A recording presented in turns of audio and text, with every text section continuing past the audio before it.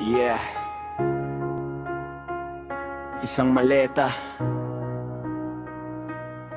Hindi damit ang laman, kundi kapalit ng bayan. May dumating na maleta, tahimik ang eksena. Walang resibo, walang marka, pero milyon ang eksena. Proyektong nasa papel, hindi man lang nasimulan. Pondo ng mamamayan, sa bulsa lang napuntahan. May tulay na gumuho, kalsadang agad nasira. Overpriced ang materyales, pero kulang ang kalidad nila. Sa bawat pirma may porsyentong nakalaan. Habang ang masa'y nagtitiis, sila'y patuloy sa kasiyahan.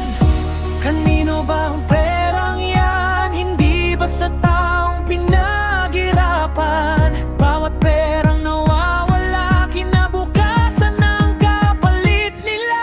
Maleta, puno ng lihim at kwarta, galing sa proyektong na walang saysay pala. Maleta, bawat perang itinago, pawis ng bayan ang tunay na ninakaw ninyo. Maleta, hindi habang buhay ang pagtatago.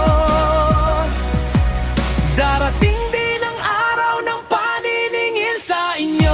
Ghost project, ghost payroll, ghost na kontrata. May budget pero sa lupa walang makita. Hospital kulang gamit, eskwela'y sira-sira, pero mansion ay tumataas habang bayan naghihirap pa. Hindi ito inggit, hindi rin chismis lang. Panawagan ito na maging tapat sa panunungkulan. Serbisyo ang pangako, hindi negosyo sa pwesto. Ang kaban ng bayan ay hindi personal na deposito. Hindi mabibili ng pera ang dangal, hindi matatakpan ng maleta ang katotohanan. Kapag nagkaisang mamamayan, walang lihim ang mananatili kailanman.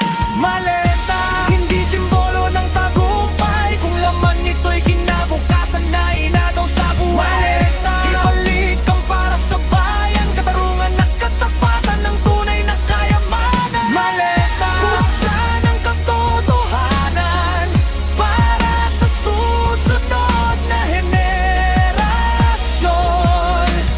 para sa sambayanan.